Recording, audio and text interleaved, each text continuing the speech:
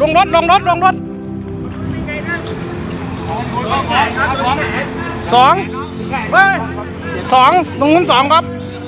ตรงนู้นสองลายเดี๋ยวพี่คุมกันให้ผมด้วยผมจะลากคนเจ็บขึ้นรถจะลากคนเจ็บนี่คนเจ็บตรงนู้นเสียชีวิตแล้วไปหลังรถไปหลังรถไปอยู่หลังรถ